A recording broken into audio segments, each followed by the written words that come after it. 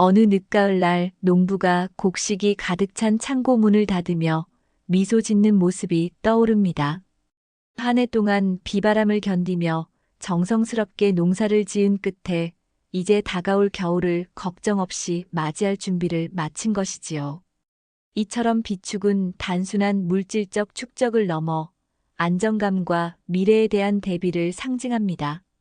하지만 우리는 일상에서 얼마나 비축의 지혜를 실천하고 있을까요? 비축의 중요성은 자연에서도 쉽게 발견할 수 있습니다. 동물들은 겨울잠에 들기 전 몸에 지방을 축적하고 나무들은 양분을 뿌리로 내려보내며 생존을 준비합니다. 이러한 모습은 인간에게도 많은 교훈을 줍니다. 우리의 에너지는 무한하지 않으며 무분별한 소비는 결국 결핍으로 이어집니다. 여기서 우리가 고민해야 할 질문은 이것입니다. 나는 얼마나 비축하며 살고 있는가? 심리학자들은 인간의 정신적, 신체적 에너지가 제한적이라고 설명합니다. 아침에 잠에서 깬 순간부터 우리는 에너지를 소비하기 시작합니다. 만약 하루를 아무 계획 없이 보내거나 과도한 일을 한꺼번에 처리하려 한다면 우리의 에너지는 금세 고갈되고 맙니다. 그래서 중요한 것은 단순히 쉬는 것이 아니라 에너지를 전략적으로 분배하고 비축하는 것입니다. 이는 마치 미래를 대비하여 저축하는 것과도 같습니다. 우리의 에너지도 은행의 예금처럼 관리하고 축적해야 필요할 때 꺼내 쓸 수 있습니다. 철학적으로 볼 때 절반이 전체보다 많다는 말은 흥미로운 역설을 담고 있습니다. 이는 가진 것을 모두 사용하지 않고 일부를 남겨둘 때 더 큰 가능성을 창출할 수 있다는 의미입니다. 예를 들어 화가가 캔버스 위에 여백을 남겨두듯이 우리의 시간과 에너지도 여유를 두어야 진정한 창의성을 발휘할 수 있습니다.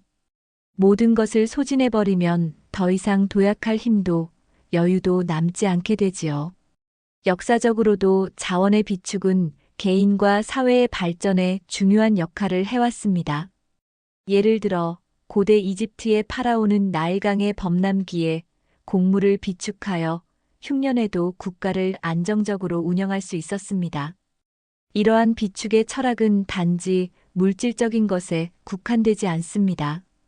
현대의 성공한 리더들 역시 일정 부분의 시간을 남겨두어 미래를 위한 계획과 학습에 투자합니다.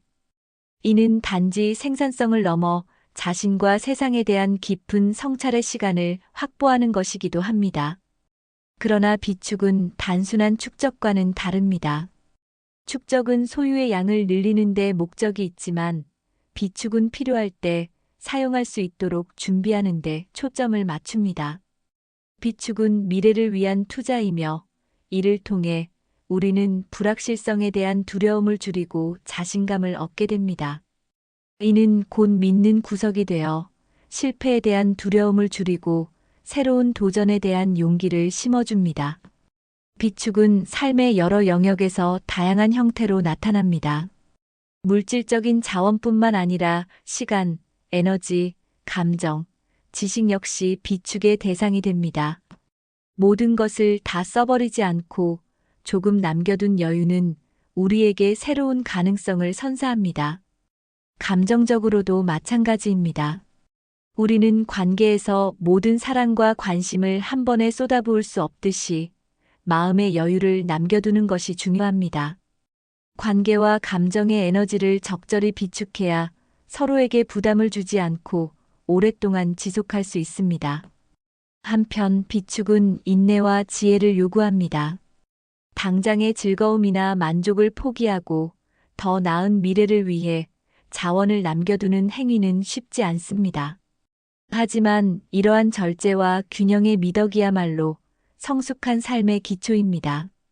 아리스토텔레스가 말한 중용의 덕은 바로 이 지점에서 빛을 발합니다. 지나치지도 모자라지도 않는 비축과 절제가 우리의 삶을 더 안정적이고 풍요롭게 만들어줍니다. 이러한 비축의 철학은 실용적으로도 큰 의미를 가집니다.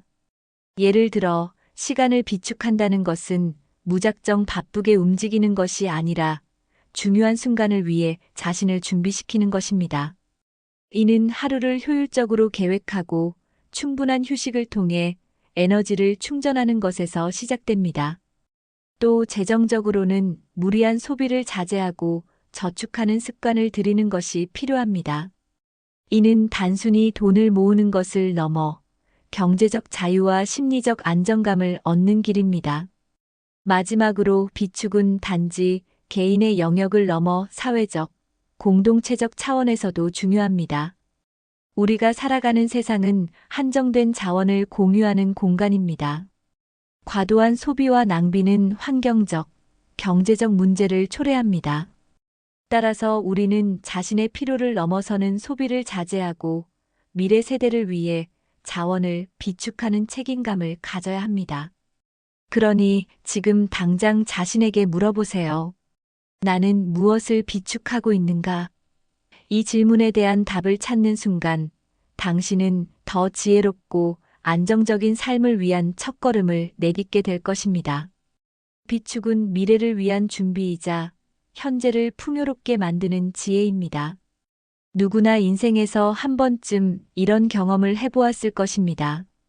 누군가가 베풀어준 호의를 당연하게 여기다가 결국 그 사람의 마음을 잃어버린 기억 말입니다. 관계는 양쪽의 균형이 맞아야 오래갑니다.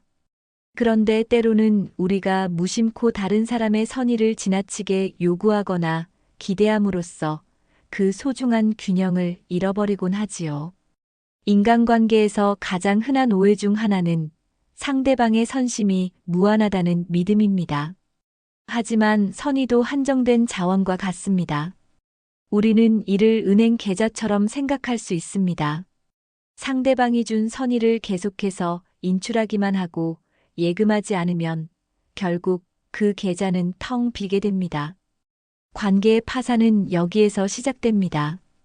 따라서 선의를 받을 때는 감사의 표현을 잊지 말고 때로는 그 계좌에 새로운 선의를 채워 넣는 노력이 필요합니다. 사람의 마음은 미묘합니다. 처음엔 진심으로 기꺼이 도움을 주던 사람도 그것이 계속 반복되면 점차 부담을 느끼기 시작합니다. 상대방의 호의를 너무 자주 요구하면 그것이 의무로 변질되고 결국엔 피로감과 반감만 남게 됩니다. 이를 방지하려면 두 가지를 항상 염두에 두어야 합니다. 첫째, 선심을 받을 때마다 작은 것이라도 그에 대한 보답을 해야 합니다. 두 번째로는 그 도움의 빈도와 정도를 스스로 조절할 줄 알아야 합니다. 관계에서 균형을 맞추는 가장 좋은 방법은 상대방의 입장을 공감하고 자신이 받은 만큼 돌려주는 태도를 유지하는 것입니다. 예를 들어 친구가 힘든 시기에 우리에게 도움을 요청했을 때 기꺼이 응답하는 것은 당연합니다. 하지만 반대로 내가 힘든 시기에 그 친구의 도움을 받았다면 그것으로 모든 관계의 채무가 끝난 것은 아닙니다. 우리는 그들에게 감사를 표현하고 또 그들이 어려운 순간에 다시 도움을 줄 준비가 되어 있어야 합니다. 한 철학자는 타인의 선의를 남용하지 않는 것은 관계에서 가장 중요한 지혜다라고 말했습니다. 이는 인간관계가 단순한 주고받기의 계산이 아니라 신뢰와 존중이라는 더 깊은 기반 위에 세워진다는 사실을 잘 보여줍니다. 특히 가까운 가족이나 친구일수록 이러한 신뢰를 지키는 것이 중요합니다. 때로는 친밀하다는 이유로 상대방의 선의를 당연하게 여기거나 그들이 무조건 나를 도울 것이라는 기대를 가지게 됩니다. 그러나 이러한 태도는 관계를 서서히 무너뜨리는 가장 큰 원인이 됩니다. 호의를 지나치게 요구하면 신뢰를 잃는 이유는 간단합니다. 우리는 모두 각자의 에너지와 시간이 한정되어 있기 때문입니다. 상대방도 자신의 삶에서 해결해야 할 문제와 해야 할 일이 산더미일 가능성이 큽니다. 그럼에도 불구하고 자신을 희생하며 도움을 주는 사람에게 보답하지 않는 것은 그들의 가치를 무시하는 행위로 받아들여질 수 있습니다.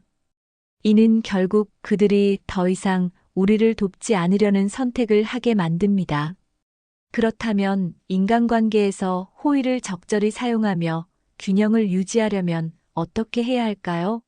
먼저 도움을 요청하기 전 그 요청이 정말 필요한지 스스로에게 물어봐야 합니다. 때로는 스스로 해결할 수 있는 문제임에도 불구하고 무의식적으로 누군가에게 의존하려는 경향이 있을 수 있습니다. 스스로 해결하는 노력을 해본 후에 도움을 요청하는 태도가 필요합니다. 두 번째로 도움을 받은 후에는 반드시 감사의 마음을 표현해야 합니다. 단순한 고맙다는 말로도 충분할 때가 많습니다. 때로는 작은 선물이나 편지로 감사의 마음을 전하는 것도 좋은 방법입니다. 또한 상대방의 상황을 항상 고려하는 것이 중요합니다. 상대방이 지치거나 힘든 상태라면 그들의 한계를 존중하고 더 많은 부담을 주지 않아야 합니다. 이는 그들에게 배려를 보여주는 행동이자 신뢰를 쌓는 중요한 과정이 됩니다. 도움을 요청하기 전에 지금 괜찮은지를 먼저 물어보는 습관도 유익합니다. 이런 작은 습관들이 결국 건강한 관계를 만듭니다. 마지막으로 관계의 비축 개념을 떠올려 보세요. 선의를 인출하는 만큼 상대방과의 시간, 관심, 배려를 예금하는 노력을 해야 합니다. 상대방이 필요로 할 때 곁에 있어주고 그들의 이야기를 들어주는 것만으로도 우리는 신뢰와 존중의 계좌에 큰 가치를 더할 수 있습니다. 관계에서 중요한 것은 누가 더 많이 주고받았는지를 계산하는 것이 아니라 서로를 위한 지속 가능한 신뢰를 쌓아가는 것입니다. 결국 인간관계는 상호 의존의 네트워크입니다. 우리가 다른 사람들에게 주는 배려와 감사가 그 관계의 뿌리를 튼튼히 하며 반대로 남용과 무시는 그 뿌리를 말라붙게 만듭니다. 그러니 지금 당신의 주변 사람들과의 관계를 돌아보세요. 내가 받은 선의를 어떻게 대했는지, 또 내가 그들에게 무엇을 돌려주었는지를 말입니다. 이 성찰이 당신의 관계를 더 깊고 건강하게 만들어줄 것입니다. 선의를 존중하고 균형을 유지하는 것, 그것이 진정한 인간관계의 지혜입니다. 역사를 되돌아보면 자원을 비축하고 관리한 이들이 위기에서 살아남았을 뿐 아니라 번영을 이루어냈다는 사실을 발견할 수 있습니다. 이러한 사례들은 단순히 과거의 이야기가 아니라 오늘날에도 여전히 유효한 삶의 전략으로 우리에게 깊은 영감을 줍니다. 먼저 고대 이집트를 살펴보겠습니다. 나일강 유역에서 번영했던 이집트 문명은 강의 범람과 가뭄이라는 극단적인 자연 조건 속에서 독특한 비축의 철학을 발전시켰습니다. 나일강은 매년 홍수를 일으켰지만 이 물이 빠지고 나면 기름진 농토가 남았습니다. 이집트인들은 이 기회를 활용해 농사를 짓고 곡식을 비축해 두었습니다. 특히 요셉 이야기로 유명한 성경의 에피소드는 이집트의 비축 문화가 얼마나 체계적이었는지를 잘 보여줍니다. 요셉은 7년의 풍년 동안 곡식을 저장해 두었다가 7년의 흉년 동안 이를 활용해 백성을 구했습니다. 이러한 비축의 지혜는 단순히 생존을 넘어 주변 국가와의 교역을 통해 부와 영향력을 확장하는 기반이 되었습니다. 또 다른 흥미로운 사례는 제2차 세계대전 당시 영국의 비축 전략입니다. 전쟁이 발발하기 전 영국은 식량과 연료를 포함한 필수 자원의 비축에 집중했습니다. 전시에는 독일의 유보트가 해상 물류를 위협했지만 평소 비축해둔 자원 덕분에 영국은 국민의 생존을 보장하고 전쟁의 긴 여정을 버틸 수 있었습니다. 이처럼 전쟁과 같은 극한 상황에서 자원의 비축은 단순한 전략이 아니라 생존의 필수 조건임을 보여줍니다. 현대 경제에서도 비축의 철학은 여전히 중요한 역할을 합니다. 일본의 기업들은 준비된 실패라는 개념을 자주 언급합니다. 이는 예상하지 못한 위기에 대비해 재정적, 인적 자원을 비축하는 것을 의미합니다. 예를 들어 도요타는 리스크 관리의 모범 사례로 종종 언급됩니다. 이 회사는 생산 공정에서 사용하는 부품의 재고를 적절히 관리하며 갑작스러운 공급망 단절에도 신속히 대응할 수 있는 유연성을 유지하고 있습니다.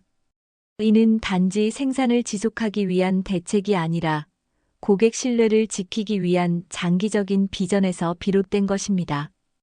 역사 속 비축의 사례는 개인의 삶에도 큰 교훈을 줍니다. 첫째, 예측 불가능한 상황에 대비하려는 태도가 중요합니다. 삶은 언제나 변수가 많습니다. 건강, 재정, 관계, 심지어 마음의 평온도 모두 위기를 맞을 수 있습니다. 따라서 우리는 이러한 불확실성에 대비해 적절한 비축을 해야 합니다. 예를 들어, 저축은 재정적 비축의 기본입니다. 소득의 일정 비율을 저축함으로써 갑작스러운 경제적 위기에도 안정감을 가질 수 있습니다. 또한 인간관계에서도 신뢰와 존중을 비축해 두는 것이 필요합니다. 상대방의 도움을 기대하기 전에 먼저 그들에게 호의를 베풀고 신뢰를 쌓아야 할 것입니다. 둘째, 비축은 단순히 축적이 아니라 효율적인 관리와 연결됩니다. 고대 로마 제국은 물의 비축과 관리를 통해 대규모 도시를 유지했습니다. 로마의 수도 교회 궈덕트는 물을 효율적으로 비축하고 공급할 수 있는 시스템으로 오늘날에도 그 기술적 완성도가 찬사를 받고 있습니다. 이는 비축이 단순히 쌓아두는 것이 아니라 필요할 때 적절히 사용할 수 있는 관리 능력을 포함한다는 점을 일깨워줍니다. 우리 역시 일상에서 물리적 자원뿐만 아니라 시간과 에너지를 효율적으로 관리하고 비축하는 기술을 배워야 합니다. 셋째, 비축은 공동체적 의미를 가집니다. 개인이 자원을 비축하는 것만큼이나 공동체가 자원을 함께 관리하고 나누는 것도 중요합니다. 20세기 초 미국의 대공황 당시 지역사회와 종교단체들은 어려움을 겪는 이웃을 돕기 위해 음식과 이복을 비축하고 나누는 운동을 펼쳤습니다. 이러한 상호부조는 단순히 물질적 어려움을 해결하는 것을 넘어 사회적 연대를 강화하고 심리적 안정감을 주는 역할을 했습니다. 오늘날에도 이 같은 공동체적 비축의 개념은 환경 보호와 지속 가능성을 위한 행동으로 이어지고 있습니다. 자원을 낭비하지 않고 재활용하거나 나눔을 실천하는 것이 바로 그 예입니다. 마지막으로 비축의 철학은 우리가 가진 자원을 넘어 지식과 경험으로도 확장될 수 있습니다. 지식은 축적될수록 우리의 사고를 풍요롭게 하고 더 나은 선택을 할 수 있게 만듭니다. 역사를 공부하는 이유는 과거의 실패와 성공에서 교훈을 얻어 비슷한 실수를 반복하지 않기 위함입니다. 이는 곧 지식의 비축이 삶의 질을 높이는데 얼마나 중요한지를 보여줍니다. 역사 속 비축의 교훈은 오늘날에도 변함없이 유효합니다. 우리는 언제나 불확실한 미래를 준비하며 살아가야 합니다. 그렇기에 비축은 단지 생존의 도구가 아니라 삶을 풍요롭게 하고 공동체를 단단하게 만드는 원동력입니다. 그러니 스스로에게 물어보세요. 나는 무엇을 비축하고 있는가? 자원, 신뢰, 지식 그 무엇이든 비축은 곧 당신의 미래를 준비하는 가장 지혜로운 방법이 될 것입니다. 우리의 삶은 한정된 에너지와 감정으로 이루어진 여정입니다. 마치 계좌의 잔고처럼 매일 충전과 소비가 반복되죠. 그러나 불행히도 우리는 종종 그 한계를 간과합니다. 에너지를 무분별하게 소진하거나 감정을 과도하게 소모한 뒤에야 고갈된 자신을 발견하곤 합니다. 그렇다면 개인의 에너지와 감정을 비축하고 관리하는 방법은 무엇일까요? 우선 에너지 관리의 중요성을 이해하는 것이 출발점입니다. 많은 사람들이 하루를 시간으로 계획하지만 더 중요한 것은 에너지로 계획하는 것입니다. 시간은 고정되어 있지만 에너지는 우리가 어떻게 쓰느냐에 따라 달라질 수 있습니다. 예를 들어, 한 사람은 3시간 동안 몰입해 큰 성과를 내는 반면, 다른 사람은 하루 종일 산만하게 일을 하며 제대로 된 결과를 얻지 못합니다. 이는 에너지를 어떻게 집중하고 활용하느냐의 차이입니다. 우리의 신체적 에너지는 휴식과 활동의 균형 속에서 유지됩니다. 규칙적인 수면, 건강한 식단, 적절한 운동은 에너지 비축의 기본입니다. 특히 수면은 가장 중요한 재충전의 도구입니다. 많은 연구가 증명하듯 수면 부족은 신체적 피로뿐만 아니라 집중력 저하와 감정적 불안정을 초래합니다. 충분한 수면은 단순히 피로를 해소하는 것을 넘어 다음 날의 도전에 맞설 에너지를 비축하는 중요한 과정입니다. 또한 우리의 정신적 에너지도 체계적으로 관리해야 합니다. 한 가지 방법은 중요한 것에 집중하는 것입니다. 심리학자들은 의사결정을 반복할수록 정신적 에너지가 고갈된다고 말합니다. 그래서 성공한 사람들은 하루 동안 결정해야 할 일의 수를 줄이기 위해 루틴을 철저히 설계합니다. 애플의 창업자 스티브 잡스가 매일 같은 옷을 입었던 이유도 이런 맥락에서 이해할 수 있습니다. 불필요한 선택을 줄임으로써 정신적 에너지를 더 중요한 곳에 집중할 수 있었던 것입니다. 그렇다면 감정은 어떻게 관리해야 할까요? 감정은 에너지와 밀접하게 연결되어 있습니다. 부정적인 감정은 에너지를 빠르게 소모시키며 반대로 긍정적인 감정은 에너지를 충전시킵니다. 예를 들어, 화가 날 때 우리는 불필요한 에너지를 소비하며 스트레스가 쌓여 심리적, 신체적 건강을 해칠 수 있습니다. 따라서 감정을 관리하는 것은 에너지를 보존하는 데 필수적입니다. 감정 관리를 위한 첫 번째 방법은 자각입니다. 지금 내가 느끼는 감정이 무엇인지 인지하는 것만으로도 큰 변화를 가져올 수 있습니다. 예를 들어, 스트레스를 받을 때 그 원인이 무엇인지 명확히 파악하고 스스로에게 이렇게 물어보는 것입니다. 내가 지금 이 문제에 이만큼의 에너지를 소비할 필요가 있을까? 이 질문은 불필요한 감정 소모를 막는데 큰 도움이 됩니다. 두 번째 방법은 감정의 비축입니다. 이는 감정적 여유를 남겨두는 태도를 말합니다. 모든 상황에서 전력을 다해 반응하지 않고 여유와 차분함을 유지하는 것입니다. 이는 특히 인간관계에서 중요합니다. 가족이나 친구와 갈등이 생길 때 그 순간의 감정에 휩싸여 격하게 반응한다면 관계가 악화될 수 있습니다. 그러나 여유를 두고 상황을 한 발 물러서서 바라보면 더 나은 해결책을 찾을 수 있습니다. 이와 관련해 감정적 충전도 필수적입니다. 우리는 모두 자신의 감정을 치유하고 충전할 방법이 필요합니다. 누군가에게는 좋아하는 음악을 듣는 것일 수도 있고, 누군가에게는 자연 속에서 산책을 하는 것일 수도 있습니다. 중요한 것은 자신만의 방식으로 감정의 에너지를 다시 채우는 시간을 정기적으로 가져야 한다는 점입니다. 한편 감정과 에너지 관리에서 중요한 또 하나는 경계 설정입니다. 타인의 요구와 기대에 지나치게 맞추다 보면 우리의 에너지는 바닥나기 쉽습니다. 자신을 지키기 위해 때로는 아니오라고 말할 줄 알아야 합니다. 이는 이기적인 태도가 아니라 스스로를 보호하고 비축된 에너지를 유지하기 위한 건강한 습관입니다. 마지막으로 감정과 에너지 관리는 단기적인 효과만을 위한 것이 아닙니다. 이는 장기적으로 자신에게 더 큰 안정감과 성취감을 주는 과정입니다. 예를 들어 자주 화를 내거나 좌절하는 대신 긍정적인 태도를 비축하고 유지한다면 이는 신뢰와 관계의 기반이 되어 더 나은 결과를 가져옵니다. 결국 에너지를 효율적으로 관리하고 감정을 긍정적으로 유지하는 사람은 더 행복하고 성공적인 삶을 살 수 있습니다.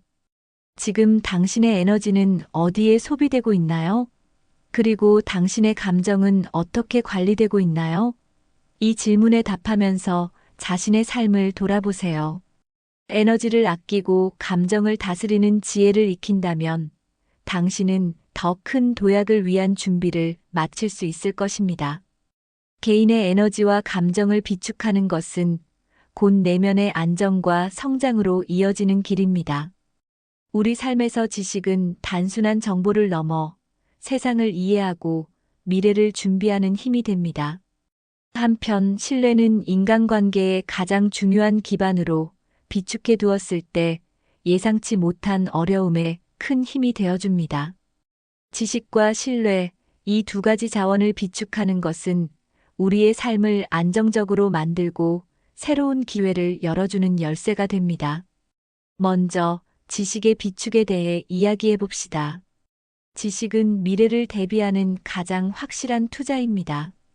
독서, 경험, 배움은 우리가 예상치 못한 상황에서도 문제를 해결할 수 있도록 도와줍니다. 예를 들어, 오늘날의 세계는 기술과 정보가 빠르게 변화합니다.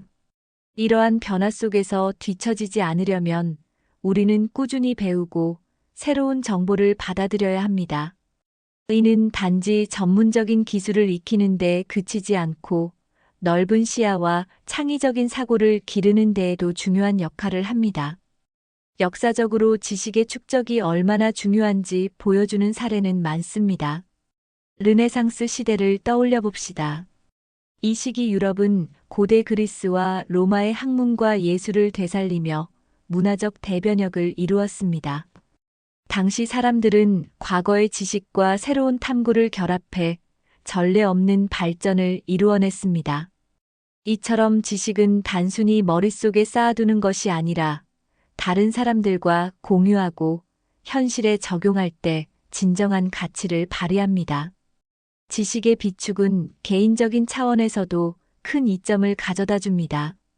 자신이 어떤 분야에서든 깊이 있는 지식을 가지고 있다면 이는 곧 자신감과 연결됩니다. 새로운 상황이나 문제에 직면했을 때 지식이 풍부한 사람은 해결책을 찾을 가능성이 높아집니다.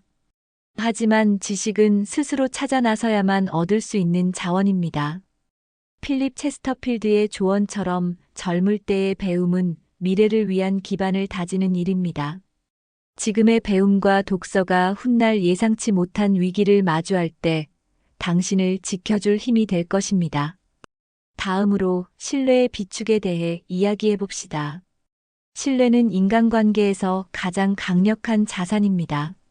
신뢰가 쌓인 관계는 예상치 못한 어려움 속에서도 든든한 버팀목이 되어줍니다. 하지만 신뢰는 자연적으로 얻어지는 것이 아닙니다. 마치 작은 씨앗을 심고 꾸준히 가꾸어야 열매를 맺는 것처럼 신뢰도 노력이 필요합니다. 신뢰를 비축하는 첫 번째 방법은 약속을 지키는 것입니다. 사람들은 우리의 말보다 행동을 더 신뢰합니다. 작은 약속이라도 성실히 지킬 때 사람들은 우리를 믿기 시작합니다. 반대로 반복해서 약속을 어기면 신뢰 계좌는 급속히 고갈됩니다. 따라서 말로만 호의를 베푸는 것이 아니라 실제 행동으로 보여주는 것이 중요합니다. 두 번째로는 경청의 힘을 활용하는 것입니다. 누군가 자신의 이야기를 털어놓을 때 진심으로 귀를 기울이는 태도는 신뢰를 쌓는 데 결정적입니다. 많은 사람들이 공감과 이해를 원하지만 이를 받기란 쉽지 않습니다. 따라서 상대방의 이야기를 진지하게 듣고 그들의 감정을 존중하는 것만으로도 큰 신뢰를 얻을 수 있습니다. 또한 관계에서 자신의 한계를 존중하는 것도 중요합니다. 때로는 상대방의 요구를 모두 들어주는 것이 신뢰를 쌓는 방법이라고 생각할 수 있지만 오히려 지나친 호의는 관계를 왜곡시키고 피로감을 줄 수 있습니다. 진정한 신뢰는 균형 잡힌 관계에서 생겨납니다. 타인의 선의를 존중하면서도 자신의 경계를 명확히 설정하는 것이 관계의 건강함을 유지하는 방법입니다. 신뢰는 위기 상황에서 진가를 발휘합니다. 예를 들어 팀 프로젝트에서 일이 잘못되었을 때 신뢰가 없는 팀은 서로를 비난하며 책임을 회피합니다. 반면 신뢰가 쌓인 팀은 문제를 함께 해결하려는 자세를 보입니다. 이처럼 신뢰는 관계를 지탱하는 기반일 뿐 아니라 어려움을 극복하는 강력한 힘이 됩니다. 지식과 신뢰는 비축될 때만 그 진정한 가치를 발휘합니다. 이 둘은 서로 밀접하게 연결되어 있습니다. 지식이 많은 사람은 타인의 신뢰를 더 쉽게 얻을 수 있고, 신뢰받는 사람은 지식을 나누고 더 큰 성장을 이루어낼 기회를 얻습니다. 마지막으로 지식과 신뢰를 비축하기 위한 몇 가지 실천 방안을 제안합니다. 첫째, 매일 새로운 것을 배우는 습관을 들이세요. 하루 30분이라도 독서를 하거나 새로운 기술을 익히는 시간을 가져보세요.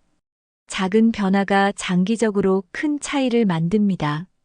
둘째, 주변 사람들과의 관계를 돌아보세요. 내가 신뢰를 주는 행동을 하고 있는지, 아니면 나의 행동이 그들의 신뢰를 소모하고 있는지 점검해 보세요. 작은 감사의 표현, 약속 지키기, 경청과 같은 실천이 쌓여 큰 신뢰로 이어질 것입니다.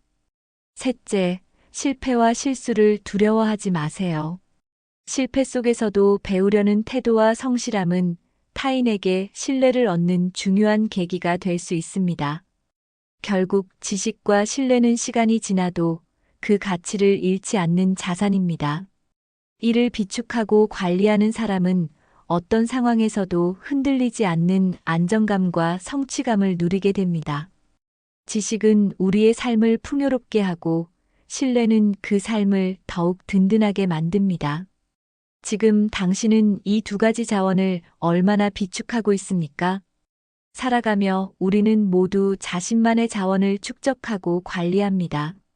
그러나 모든 자원이 무한하지 않다는 것을 깨달았을 때, 비로소 비축의 지혜가 필요하다는 사실을 실감하게 됩니다. 비축이란 단순히 더 많이 쌓아두는 것이 아니라 필요할 때 현명하게 꺼내 쓸 준비를 하는 일입니다. 이는 물질적인 자원뿐 아니라 시간, 에너지, 감정, 지식, 그리고 신뢰까지 모든 영역에서 적용됩니다.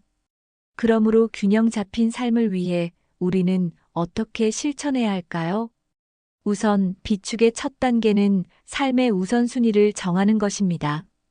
우리의 자원은 유한하기에 모든 일에 동등한 에너지를 쏟을 수는 없습니다. 성공한 사람들은 공통적으로 자신이 가장 중요하게 여기는 가치를 중심으로 시간을 투자합니다. 나는 무엇을 가장 소중히 여기는가? 라는 질문을 스스로에게 던지세요. 이 질문에 대한 답을 명확히 한다면 불필요한 에너지 낭비를 줄이고 중요한 일에 집중할 수 있습니다. 다음으로 작은 습관을 통해 자원을 축적하는 방법을 실천해야 합니다. 하루의 시간 중 단 몇 분이라도 생산적인 활동에 할애하는 습관은 장기적으로 큰 변화를 만듭니다. 예를 들어 매일 10분씩 독서를 한다면 1년 후에는 한 분야에 대한 깊은 통찰을 얻을 수 있을 것입니다. 비축의 지혜는 거창한 계획에서 시작되지 않습니다. 작고 실천 가능한 행동에서 출발해 점차 쌓아 올리는 것이 중요합니다. 에너지 관리와 감정의 균형 유지도 필수적입니다. 우리는 하루에도 수많은 상황에 직면하며 에너지를 소비합니다. 따라서 반드시 자신만의 충전 시간을 확보해야 합니다. 과도하게 바쁜 일정을 소화하다 보면 정작 중요한 순간에 필요한 에너지를 사용할 수 없게 됩니다. 일주일에 한 번은 스스로에게 휴식의 날을 선물하세요.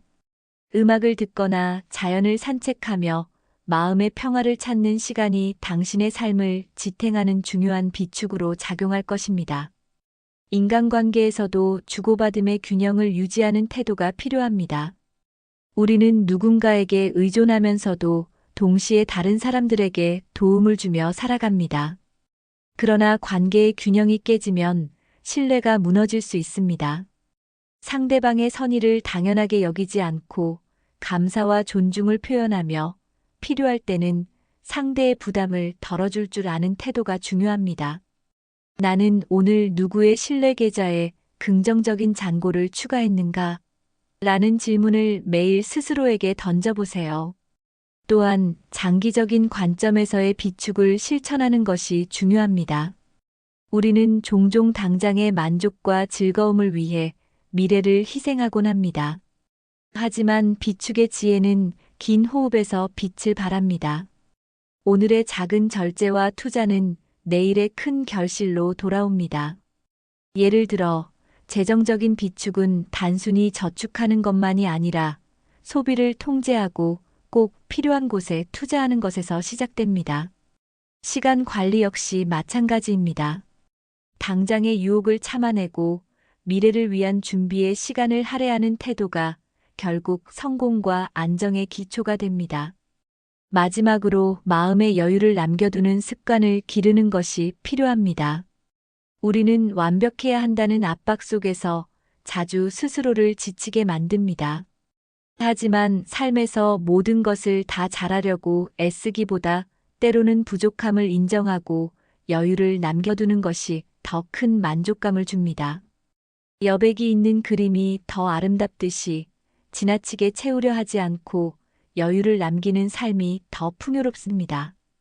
이 여백은 새로운 가능성을 품고 우리가 예상치 못한 기회가 다가올 수 있도록 준비시켜줍니다. 그러니 지금 당신이 가진 자원을 돌아보세요. 그 자원이 물질적인 것이든 시간이든 감정이든 상관없습니다. 나는 지금 무엇을 비축하고 있으며 그 자원을 어떤 방식으로 관리하고 있는지 자문해 보세요. 삶의 자원은 무한하지 않기에 그것을 적절히 아끼고 비축하며 사용하는 것이야말로 현명한 삶의 방식입니다. 결국 비축은 단순한 준비를 넘어 삶의 태도입니다. 비축을 통해 우리는 삶의 안정감과 가능성을 동시에 얻을 수 있습니다.